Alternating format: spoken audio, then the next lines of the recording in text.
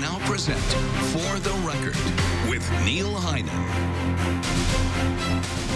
A preview of the second annual Martin Luther King Forum for Social Action is next on For the Record. Thanks for joining us. I'm Neil Heinen. The anniversary of the Reverend Dr. Martin Luther King Jr.'s birth is, of course, an important national holiday, and many celebrations are steeped in tradition. But last year, Percy Brown Jr., the Director of Equity and Student Achievement for the Middleton Cross Plains Area School District, decided to expand the observance of the holiday by fostering a greater understanding and appreciation for the wide breadth of Dr. King's contributions to African Americans and to this country. Brown, who is also the CEO of Critical Consciousness, held the first MLK Forum for Social Action. It was a huge success. This year's forum, a message to progressives looking back to move forward with 2020 vision, is January 18th at the Middleton High School Performing Arts Center.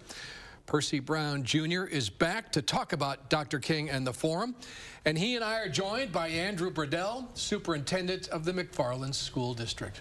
Andrew, welcome. Thank you. Percy, nice to see you again. It's good to see you again as well. I was tempted to say that the success of last year's forum was even a surprise to you. But it was pretty remarkable. It was, considering we had bad weather that day, and I was a little nervous. I can't lie about that. But to see the upwards of 500 people in attendance, and Madison 365 being the media sponsor and actually live streaming it, we had another 2,000 people that chimed in and watched it through social media. I would say was a huge success for its first year, especially around reframing this idea of the life and legacy of Dr. King. And as we talked about last year, just this idea that every year in January, we center Dr. King and celebrate him with the I Have a Dream speech. Right. But the last 3 years of his life was so much more. He was taking on poverty, not only nationally but globally, but even protesting the Vietnam War, which was in opposition to some of his colleagues in the Southern Christian Leadership Conference. And that was one reason why I wanted to create this opportunity for this community to really re-engage with Dr. King, but more from where his life was leading up to his assassination, April 4th, 1968. So, but it's a balance, right, of looking back and appreciating Dr. King and his crafting of that message, but then its resonance today, the fact that it's so needed as we head into 2020. Yeah, especially, and Andrew may be able to speak to this in terms of our culture and climate in schools, and just looking at where we are nationally around rhetoric, whether it's anti-immigration or anti-black or anti-Muslim. This is a nation of immigrants, and Dr. King truly believed in bringing people together, but while having tough conversations. And I just feel like we are in a time now where the voice and the legacy of Dr. King is so needed, especially in our community. But I'm just glad that we do have the opportunity and the space right here in Madison and the greater Dane County area to engage our community in these conversations, because we have some issues right here that Dr. King, if he were alive today and were to come to Madison, Wisconsin, he would probably shake his head and say it's time for us to roll up our sleeves and do something fundamentally different.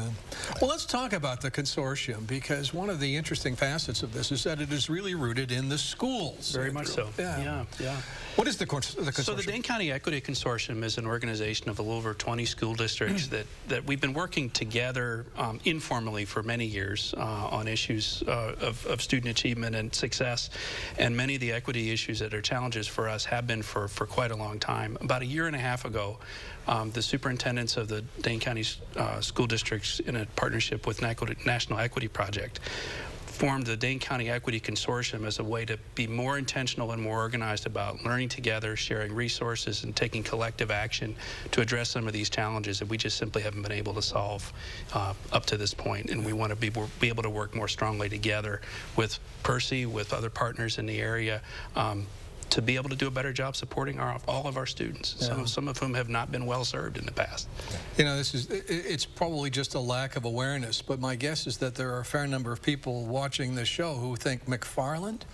You know, how are these issues playing out in McFarland? Yeah, well, you know, McFarland has, I think, a well-earned and well-deserved reputation of having a family feel and a very welcoming environment.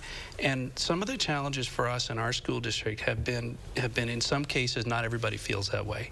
And like all over the state, all over the area, all over the country, really, when some of our challenges are around for students of color, for students with different identities, really feeling welcome and supported, and their families in schools. And that's something we certainly want to do. We certainly don't intentionally, and none of my colleagues ever intentionally do things that would make somebody feel unwelcome, but sometimes unintentionally things happen. And so what we're trying to do is, as a board, as a district, as a school board, and as a school district, as a staff, it's so important for every single one of our students to feel safe and connected and welcomed and valued in school, so that they have a real sense of ownership and belonging in the community and a voice in their education going forward. I'm glad Andrew mentioned diversity beyond race and color. I mean, that's clearly part of it, but I mean, you know, there are still people who think of Middleton Cross Plains as not as diverse as it is. And really, the schools are where we are seeing the diversity in our communities. Oh, it is absolutely shifting in terms of our student demographics, but I think you could point to Verona, you could point to Sun Prairie, and even some of the outliers like Marshall. And one success from the consortium last year is we held our first annual Dane County Conference on social justice for high school students across the greater Dane County area. And one thing that really came out from that conference is that we have an issue, and most of Madison probably knows this, around the N-word. Right. We know MMSD, and even in Middleton, we've had adults that have, you know, used that word or have interfaced with that word while engaging with black students. But what we have heard from all of our kids across the greater Dane County high schools is that that's something that's problematic. But school districts in the area have been proactive to at least educate the kids around the history of the word and why we really need to consider, you know, just putting that word 6 feet deep, so that it's no longer in our culture and climate, because that does negatively affect our kids' ability to learn if that type of rhetoric is being spewed into the hallways or in the cafeteria or outside for recess. And that's just, you know, an unfortunate reality that we have, because I can just look back, unless my memory's not serving me well. When I came through the Madison School District, I was at Madison West from '88 to '92, and I can't recall a white kid ever using that word. You might remember Alex Compton. He was a phenomenal basketball player. He was a huge fan of Ice Cube, and we were good friends. And I just remember, you know, having a conversation with him, and he asked me. White man. A white man. You know, he was like, Percy, I love Ice Cube. I listen to NWA. I hear the N-word. Like, is it okay for me to say that word? And I didn't even have to give him a history lesson. I just said, bro, it's not a good idea for you to use that word, because it has some bad history to it. And if I were to give you permission and you go out and you say that word around some other black folks that you don't know, you might come home with a black eye. But he respected where I was coming from, never used it. Marlon Anderson, the West High staff member who was involved in one of the controversies, was on this show a few weeks ago, and he's speaking at the forum, right? Absolutely, and Middleton hosted a national conference through the Minority Student Achievement Network, and I reached out to him at the last minute, so he had an opportunity to come and engage about 250 students from across the nation, really talking about his experience, but also challenging the black kids and other kids in that space to consider removing that word, because that's not who you are as a young black American. And if we do a better job as institutions of public education to teach the truth about who we are when we think about history, and exposing all of our kids to black authors or other authors of color or authors that represent the LGBTQ community, that's the transformational change that we can really embark on through education. When we come back, we're going to talk more about the forum and more about the students and how people can get involved with the forum. Right after this on For the Record. You're a nap. For the Record, sponsored by MG&E, your community energy company. It's Employee Pricing Plus at the Big Finish 2019 all month long at Don Miller. Get factory employee pricing plus your own Don Miller deal on new 2019 Jeep Compass, Cherokee, and 2019 and 20 Jeep Grand Cherokee models in stock. Get employee pricing on new 2019 and 2020 Ram heavy duty and light duty trucks, 2019 Dodge Grand Caravans, and select 2019-2020 Dodge Durangos, even 19 and 20 Chrysler Pacifica. Some exclusions apply. See salesperson for details. All at Don Miller, Odana Road, Madison. This season, take an incredible journey through 5,000 years of culture with Shen Yun. Discover why people are calling Shen Yun a visual feast, a pleasure to the ear, an epic tale, a must-see. Shen Yun, returning to Overture Center for the Arts, February 4th and 5th. Tickets at shenyun.com/WI. At Chevy, we're all family. We're a festive family. We're a get-up-and-go family. We're all part of the Chevy family. Because our Chevy employee discount is still available to everyone. The Chevy price you pay is what we pay. Not a cent more. So Happy New Year, and welcome to the family. The Chevy family. Use your Chevy employee discount for everyone to get over $6,100 below MSRP on this Equinox. The Chevy employee discount for everyone ends soon. On the next Live at 4, we'll have a live report from Pasadena as the Badgers get ready for the Rose Bowl. And our film critic Will Loper looks at the critically acclaimed new movie, 1917.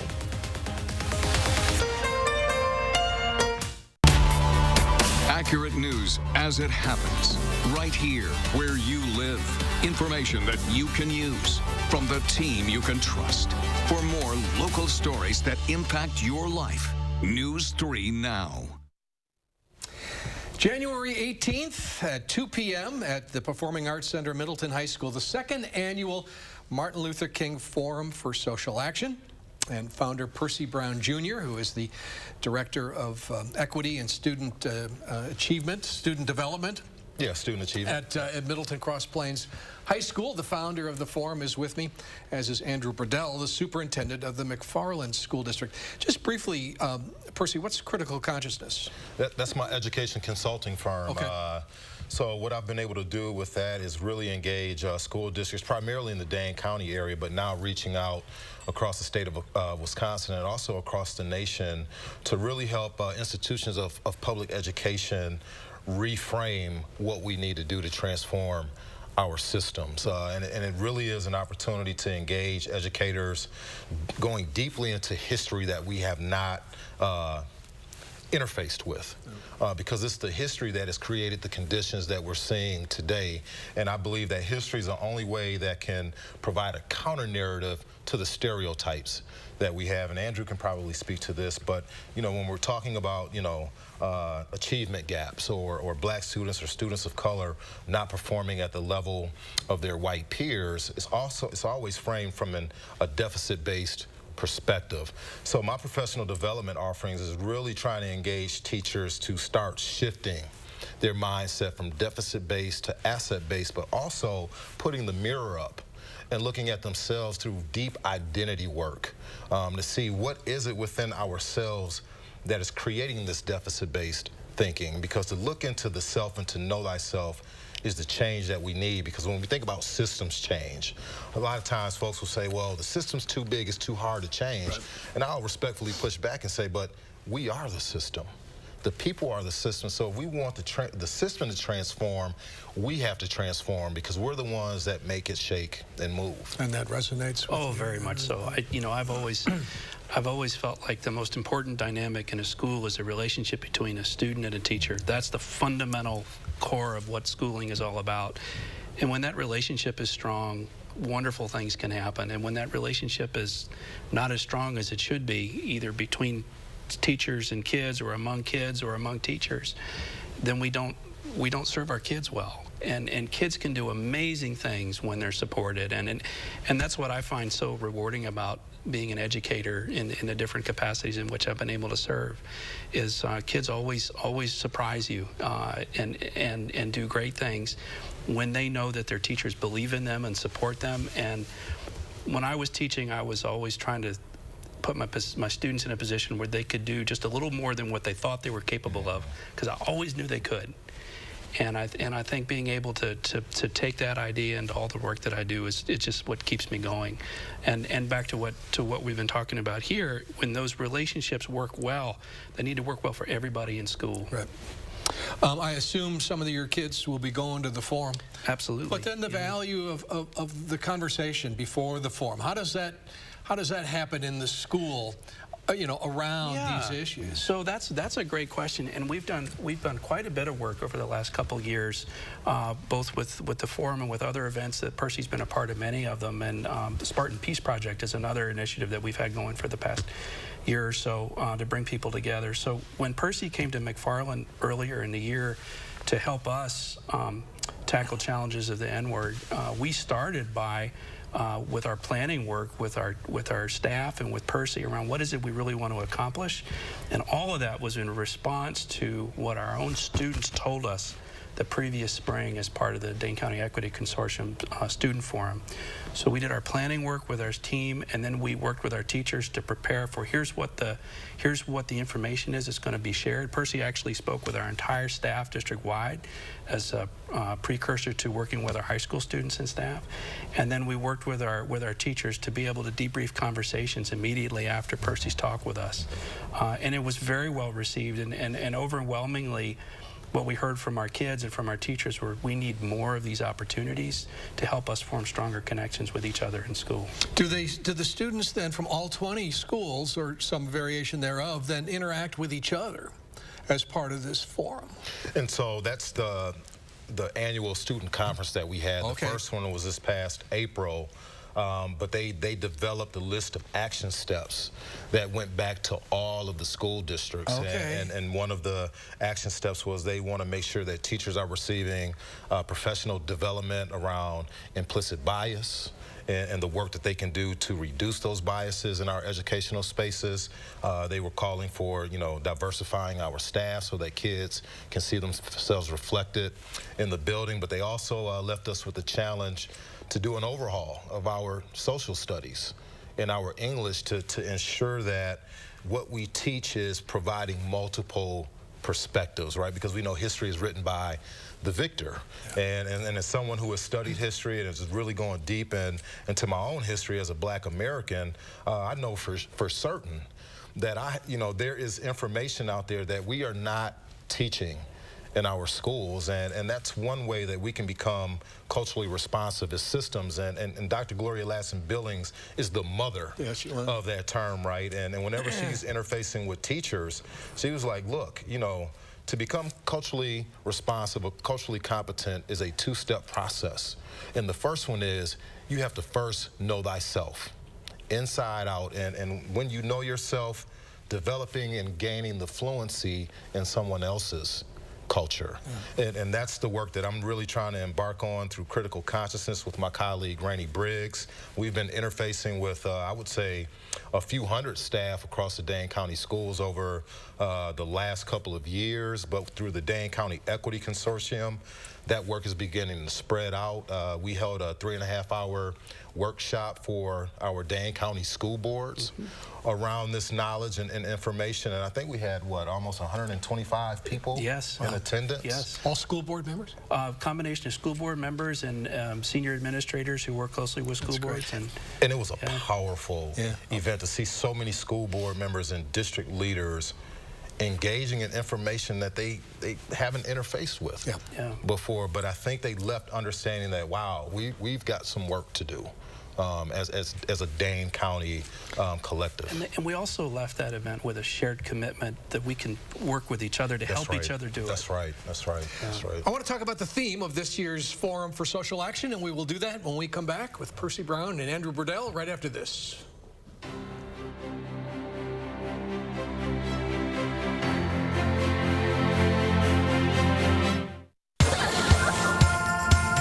At Chevy, we're all family. We're a festive family.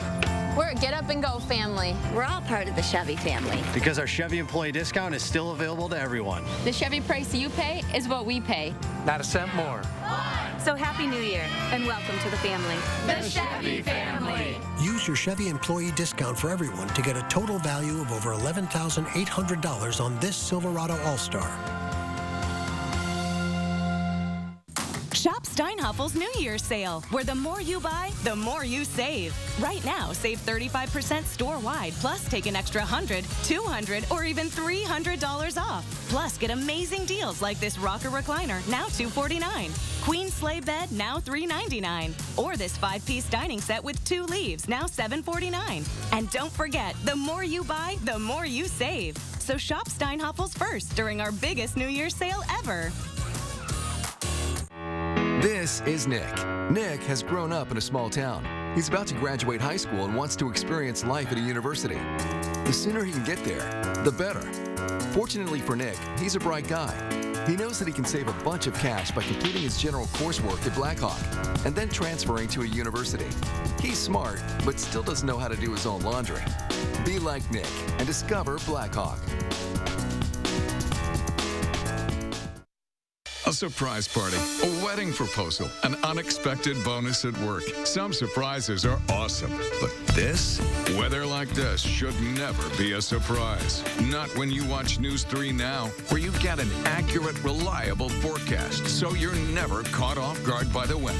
Need to get up early to shovel? Add time to your commute? Wear boots? Rebook a flight? Let News 3 Now First Alert Weather give you everything you need to know so you can plan your life.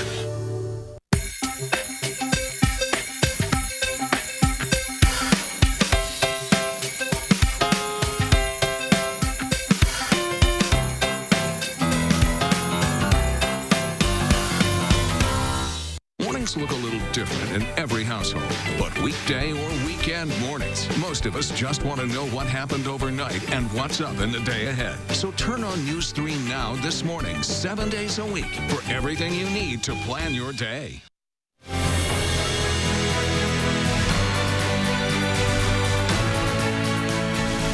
I'm back with Percy Brown Jr. and Andrew Burdell, 2 educators, part of a group of 20 high schools in the area.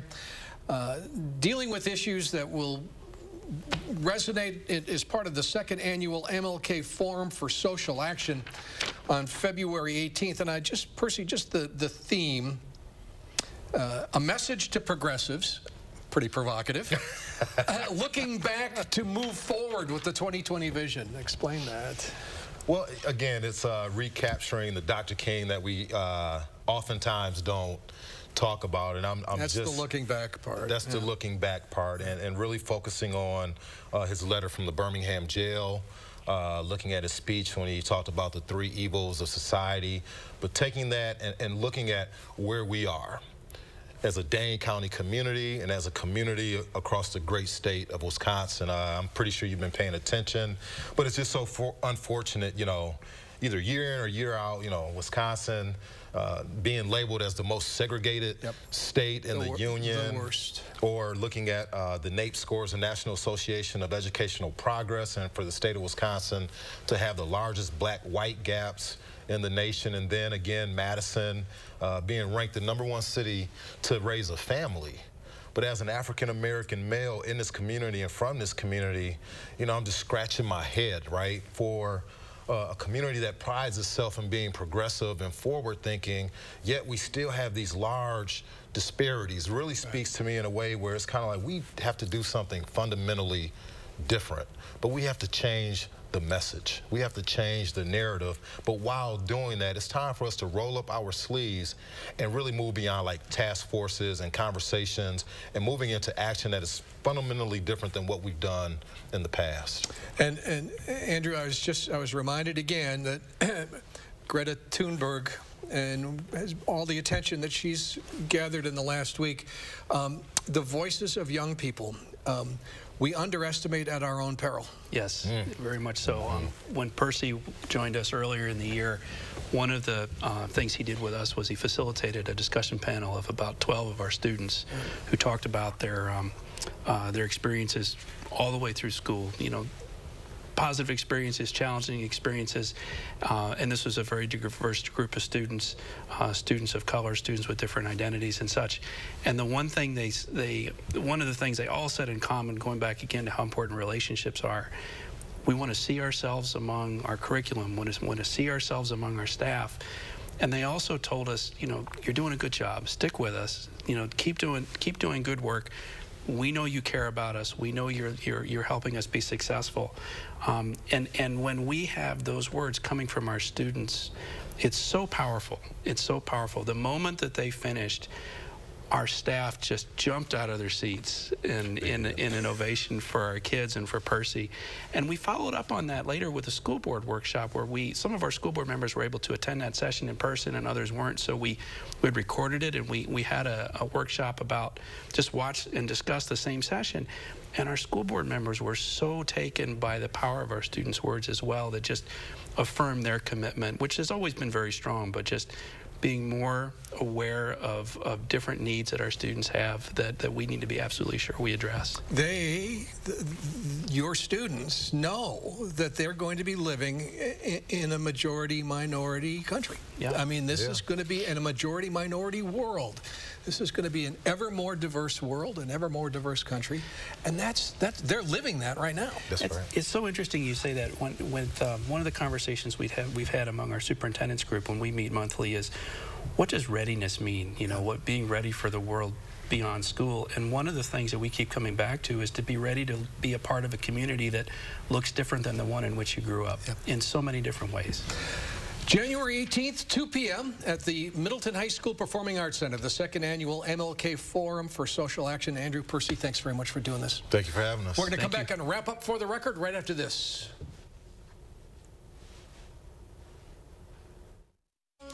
MG&E, building a community energy company for the future through the power of working together, committed to cleaner, more sustainable energy, driven by innovation, fostered by shared values.